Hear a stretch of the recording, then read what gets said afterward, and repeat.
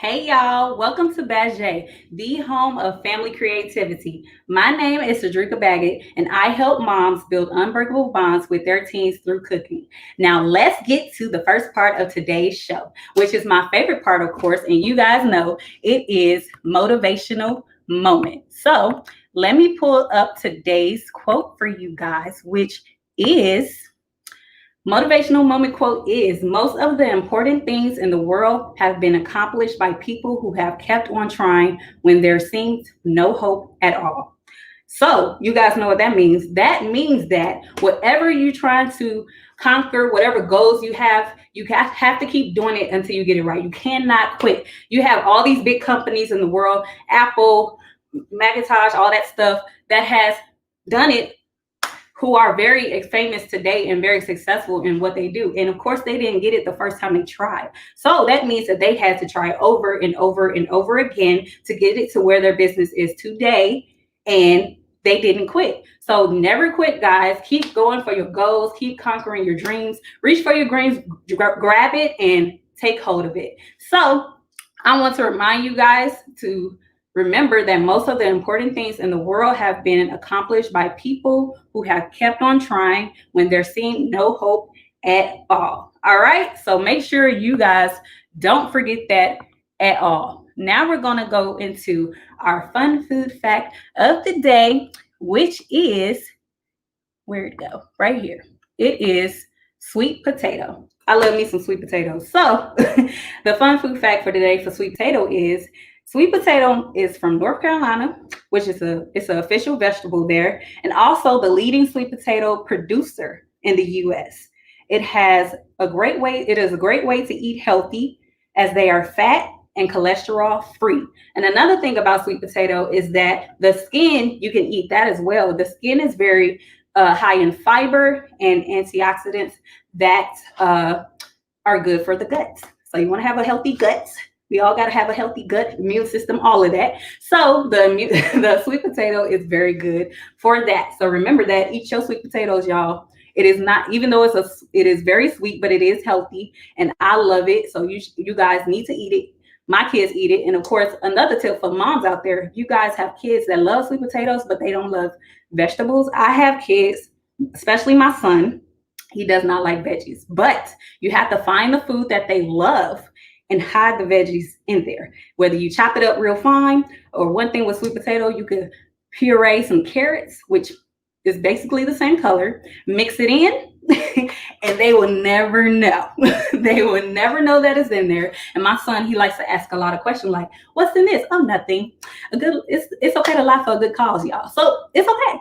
You don't have to tell him what's in it, because if you tell him it's vegetables, he's not going to eat it. So you can just hide it in the food. They don't know. They can't tell the difference. It's all good. All right. Okay. So now okay, for today's recipe, there will be no recipes today because I am revamping my blog. So I am on my blog. I want to give you guys more value, give you guys more and more tips on my blog. So therefore, there will be no recipes today because of that.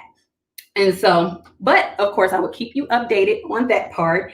And once my blog returns within the next week, it will be way more recipes and way more value just for you guys. All right. So let's go on into today's guest. Let me share with you who today's guest is. She is an educational psychologist, licensed professional counselor, supervisor, and trusted authority on the treatment of mental health issues for women of color. And she is a leading champion for parents and caregiving. So I want you guys to help me welcome Dr. Rochelle Whitaker. Yay! Welcome. Oh, wait, I'm sorry. Let me take you off. Okay, there you go. Thank you for having me. No problem. Thank you for being here. Go ahead and reintroduce yourself and let us know about you. Yeah, so I'm Dr. Rochelle Whitaker. I'm an educational psychologist. I am a parenting coach, a mental health therapist, an author, all those good things. Awesome. So what entails your job as a psychologist? Well, it entails a lot of things. So I do a lot of different things, but I provide testing to children in the schools that have some type of disability or suspected disability. I work with parents in helping meet their children's needs. And then I also provide counseling to moms dealing with maternal mental health issues. So postpartum depression, infertility, traumatic birth experiences, things like that. Okay.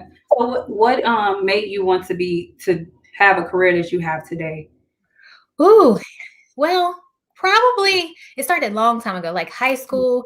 My friends would come to me for advice. And then I took a psychology class and I fell in love. And I was like, okay, I can put these two things together, psychology and then giving advice. And in actuality, we therapists don't give advice, but Right. at the time, but I was like, yeah, this is what I want to do. I love this. So that's kind of where it started. And then it just kind of blossomed from there.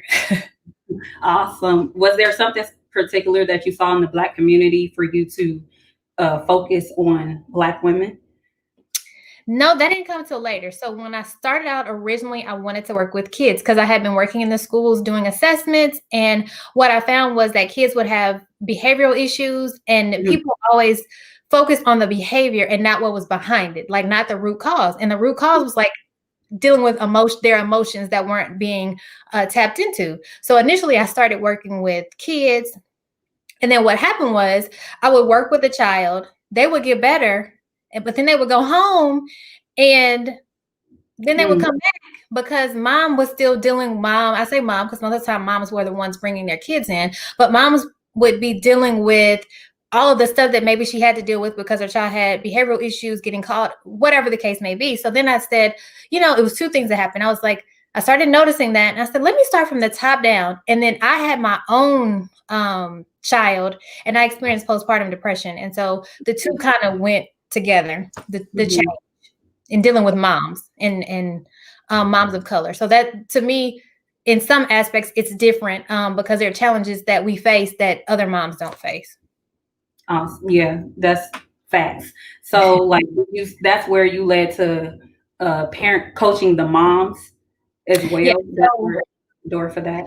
one of the things that I am passionate about is empowering parents to advocate for themselves and for their children. And so if a mom can advocate for herself, so starting, she's pregnant, she's having all of these complications and issues, she's giving birth, she's trying to convey how she feels, or maybe she's having some reproductive challenges. And so it's important that she advocates for herself. And once she learns how to advocate for herself, then she can then in turn advocate for her child, feel more confident about advocating for her child.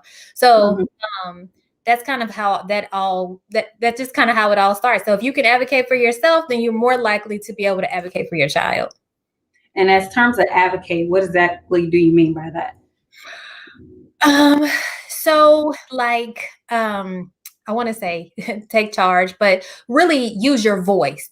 Use your voice to communicate issues that your child may be experiencing. So for instance, your child the teacher may be calling you all the time because your child the teacher says that your child is being disruptive.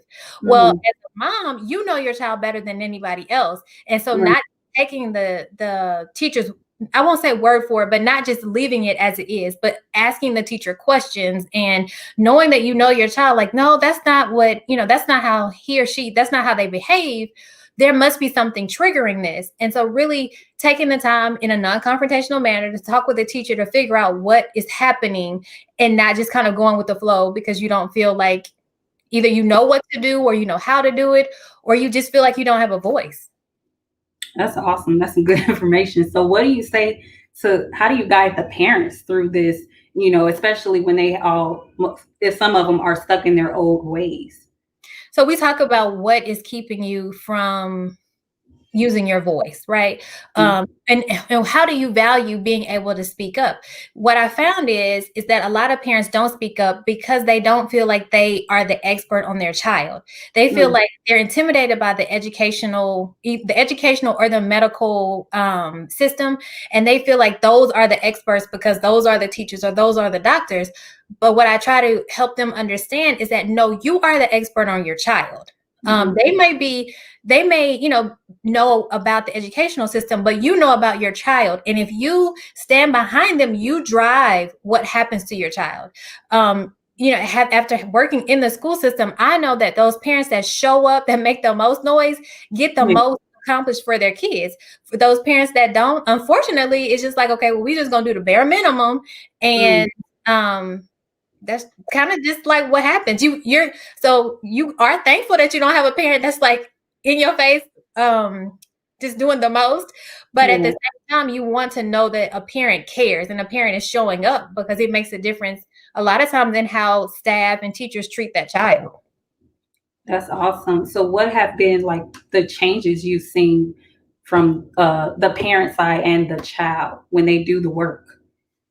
I've seen parents, really the household, the family, be much more peaceful, much more harmonious. So parents have a better understanding of what's happening. They advocate for their child. They feel like they're getting their needs met, and then their child is happier. One, because they realize that their parent is speaking up on their behalf, and that they have a voice because their parent is speaking for them. So it's not just anything is going to happen to me, I don't have any control. It's no, I can go to my parents, I can tell them what's happening, and they're going to come and they're going to, investigate. It's just not like, oh, it is what it is. So I'm gonna go to detention, or like nobody cares about me. So kids start to feel like, okay, my parents really care. They're really listening, because kids want to be heard. They want to know that somebody is listening to them.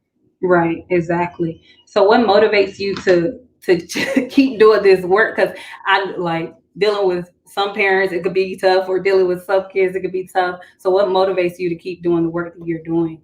It's the feedback that I get, after I work with a family or even a child, and they're like, "Oh my gosh, thank you so much. I see so much improvement, in our family," or "I'm doing so much better as a parent. I'm not so overwhelmed. I have some tools and resources in my toolkit." And then I can see the difference in my child, and our household just flows better. It just, we're not at odds, and things are just working well. So on those times where I have some more difficult parents, and really a lot of times when parents are more difficult, it's because there's a fear there that they haven't tapped into. And so really getting to the crux of what it is that's, why are you so resistant? What is that about? And a lot of times it's fear. Yeah, So it's the getting to the root of that mindset. fear. And so, what is who? If you have three, who are the most influential people in your life? So I would say my sons. They motivate me to, continue to do the work, because, at any point, my sons could be in the same situation, and so I want to know. I mean, I want them to know that I'm fighting for them, and I'm also fighting for others, because it's not just about us. Right. So my sons. Motivate. I would say my dad. Also, because he had to make some.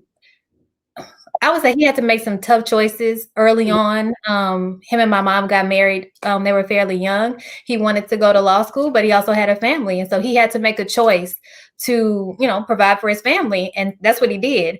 Right.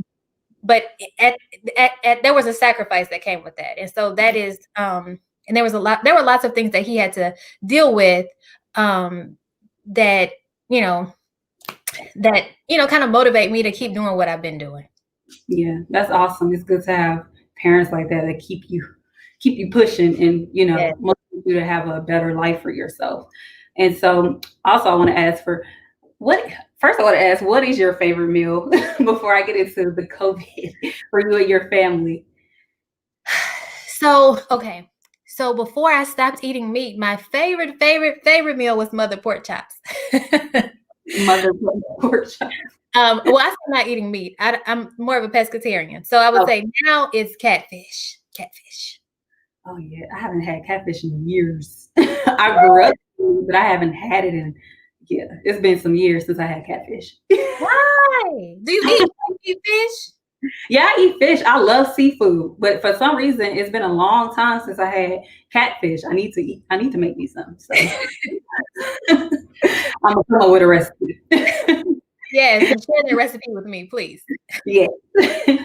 And so what has been your go-to meal since COVID-19? Probably spaghetti. Because my sons are picky eaters and they like this box spaghetti, which I don't know why, because I like spaghetti from scratch. They like this box spaghetti, and I'm like, yeah. And I'm like, you know what? It's easy. So whatever. I don't care. Okay. So that's what I go to. So what does that even look like? Box spaghetti. It comes like it's in a box and it has like the noodles. You have to add like some tomato sauce to it, and then but it has like the seasoning and the Parmesan cheese that you put on it. That's it. Yeah, it's not that great, but They like it. they like it, and it's easy. Yeah, that's like my son. I'll cook this whole gourmet meal, and then he'll come. I call my son a food critic, a horrible one though. He'll come I'll be like, Nigel, try this, and he'll be like, that tastes weird, even though I know it's good. But he likes to examine things. He'll look at a piece of steak or something, and be like, what is that? Like a piece of fat. I don't know about that, mommy. I'm not eating that. Yeah, I have one of those too. It's peanut butter and jelly or chicken nuggets. That's all he cares about. Yeah, it's simple, but I understand now why you have to slip the vegetables into the sweet potatoes. Yep, I do it in stuff like because he loves sweet potatoes. I do it in the smoothies. He'd be like, "What's in this?" Oh, it's all fruit. Well, they don't know can't hurt them, right? Right. And so now I'm gonna pull up your information. Okay, there we go. So these are Dr. Rochelle's websites. The first one is mahoganymomspodcast.com. Can you tell us more about that?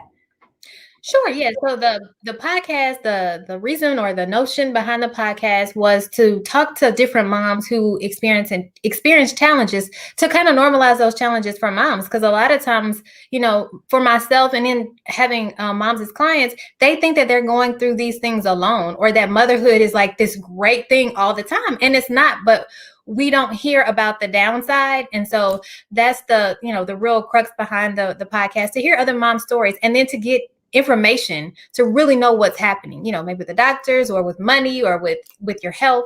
So really want to educate and equip moms. Awesome. I'm going to have to listen to that myself. And don't you have it where, because you bring women on who have like crazy stories, right? Yes, very, very unique stories. Because I remember telling you on the podcast, you've shared with me an interesting story. Yes. And so your other website is the providentialcounseling.com. And so can you tell us more about that one as well? So that is my, that's kind of like my hub. That's the practice website where everything else kind of filters through. And so that's what I started 10 plus years ago. And that's just kind of where everything lives. Awesome. So you guys is watching, and for you guys that will be watching later, make sure when you want to connect with Dr. Rochelle Whitaker, make sure you follow her on Instagram at Providential Counseling. Providential Counseling on Instagram. That's where you can find her. And also make sure you guys tune into her podcast as well, mahoganymomspodcast.com. And also make sure you check out her website, providentialcounseling.com. All right. So for those of you who are watching tonight, for those of you who are watching later, make sure you guys tune in same time, 6 p.m. Pacific time, virtual, of course. Make sure your face is in the place. And of course, I will bring to you guys a whole new type of recipe as usual with a whole new beautiful blog. All right. So make sure you guys comment below. If you guys on YouTube, make sure you guys comment below, or on Facebook, wherever you're watching. Comment below. Let me know how you like the show. Make sure you like, share, love, all that stuff, all the positive. And I hope you guys have a happy new year. This is 2021, guys. Make sure this is a year of abundance in life, abundance in wealth, abundance in health. So make sure you guys stay positive, stay motivated. And as usual, I will see you guys next week. All right. Bye. Hold on, y'all.